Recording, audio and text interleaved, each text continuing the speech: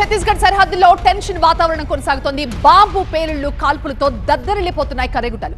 అగ్రనేతలే లక్ష్యంగా ఈ ఆపరేషన్ కర్రెగుట్టలు జరుగుతోంది. భారీ ఎన్కౌంటర్ జరిగినట్లుగా ఏజెన్సీలో ప్రచారం మీద జరుగుతోంది. అయితే మృతుల సంఖ్యను మాత్రం అధికారులు ఇంకా నిర్ధారించలేదు. హెలికాప్టర్లతో గుట్టపై నాన్ స్టాప్ గా కాల్పులు జరుపుతున్నారు. కోంబింగ్ లో ఐఈడీ పేలి జవాన్ కి తీవ్ర గాయాలైనట్టుగా సమాచారం. నక్సల్స్ కి కంచుకోటగా ఉన్న అబోజ్ బడ్ ని ఇప్పటికీ చిన్న భిన్నం చేసిన కేంద్ర బలగాలు ఇప్పుడు కర్రెగుట్టలపై ఫోకస్ పెట్టాయి. దండకారణ్యంలోని ఈ ప్రాంతాన్ని అత్యంత సురక్షితమైనదిగా భావిస్తారు మావోయిస్టులు. దీంతో కర్రెగుట్టలని గనక తమ ఆధీనంలోకి తెచ్చుకుంటే మావోయిస్టులను తుదుబుట్టించొచ్చని ప్రభుత్వం భావించింది.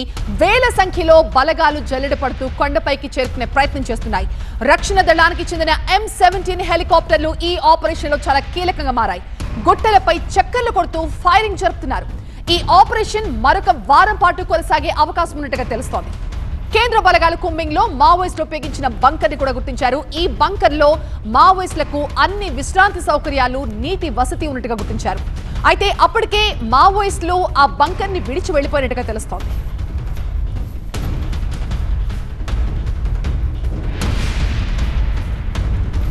మా ప్రతినిధి నారాయణతో మాట్లాడదాం. నారాయణ, ఆపరేషన్ కర్రెగుట్టలు ఇంకొక వారం రోజులు కొనసాగే అవకాశం అంటున్నారు. అంటే ఇంకొక వారం రోజుల్లో పూర్తిగా ఆ ప్రాంతాన్ని ఆధీనంలోకి తీసుకుంటే ఇక ఆ ప్రాంతంలో మావోయిస్టులు జాడ లేనట్టేగా?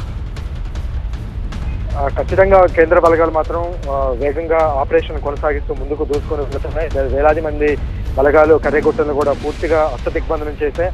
అయితే ఈ ఆపరేషన్ కొనసాగించడం చాలా క్లిష్టంగానే కేంద్ర బలగాలకు మారింది. ఎందుకంటే చాలా కొన్ని వందల కిలోమీటర్ల మేర విస్తరించినటువంటి గుట్టల్లోకి లోపల అనేక బంకర్లతో పాటు గుహలు, మావోయిస్టులు అమర్చినటువంటి ల్యాండ్ మైన్స్ కూడా ఉండటంతో కాలు కదపలేని, ముందుకు వెళ్ళలేనటువంటి పరిస్థితి కేంద్ర బలగాలకు నెలకొంది. అందుకనే అధునాతమైన టెక్నాలజీ ఉపయోగించి డిఫెన్స్ హెలికాప్టర్లను కూడా నిన్న తీసుకొచ్చి రంగంలోకి దించి 2 హెలికాప్టర్ల ద్వారా శాటిలైట్ మ్యాపుల ద్వారా వాళ్ళని బంకర్లను గుర్తించి ముందుకు వెళ్తున్నాయి. ఈ క్రమంలోనే జవాన్లు కూడా ఒకరిద్దరికి గాయాలైనట్టుగా మనకి సమాచారం. అంతేకాకుండా తీవ్రమైనటువంటి ఎండ వేడిమి, ఉక్కపోతతో జవాన్లకు తీవ్ర ఇబ్బందులు అవుతున్నాయి. చాలా మంది పొదుల సంఖ్యలో అస్వస్థతకు గురి కావడంతో వాళ్ళని ఆసుపత్రికి తరలించి చికిత్స అందిస్తున్నారు.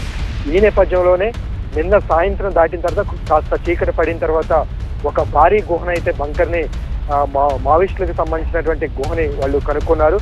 దాని నుంచి లోపలికి వెళుతున్న కొద్దికి చాలా వాళ్ళు లోపల ఆహార పదార్థాలతో పాటు నీటి సౌకర్యం, దాదాపుగా 500 మందికి పైగా మావోయిస్టులు లోపల తలే విధంగా ఏర్పాట్లు చేసుకున్నట్టు ఆ గుహనైతే లోపలికి వెళ్ళిన తర్వాత గుర్తించారు. చాలా పొదుల సంఖ్యలో లోపల బంకర్లు ఉన్నట్లు కూడా జవాన్లు భావిస్తున్నారు. వాటన్నిటిని గుర్తించుకుంటూ ల్యాండ్ మైన్స్ ని నిర్వీర్యం చేసుకుంటూ ముందుకు వెళ్ళటం చాలా క్లిష్టంగా మారింది. ఇప్పటి వరకు 6వ రోజుకు చేరుకుంది. ఇంకా మరికొద్ది రోజులు ఈ ఆపరేషన్ కొనసాగే అవకాశం ఉన్నట్లుగా తెలుస్తుంది. ఎందుకంటే చుట్టూ ఉన్నటువంటి ఆదివాసీ గ్రామాలు, స్థానికులు కొంత ఇబ్బందికరమైనటువంటి పరిస్థితి ఎదురవుతుంది. స్థానికులను అటువైపు వెళ్లకుండా బయట వాళ్ళని లోపలికి రాకుండా పూర్తి స్థాయిలో అష్టదిగ్బంధనం చేసి ఈ ఆపరేషన్ అయితే కొనసాగిస్తున్నారు. దీనికి సంబంధించి ఎక్కువ మంది మావోయిస్టులు చనిపోయి ఉంటారు అనేది కొంత ప్రచారం జరిగినప్పటికీ ఇప్పటి వరకైతే అధికారిక ప్రకటన ఛత్తీస్గఢ్ పోలీసుల వైపు నుంచి అయితే లేదు. Right, thank you Narayana.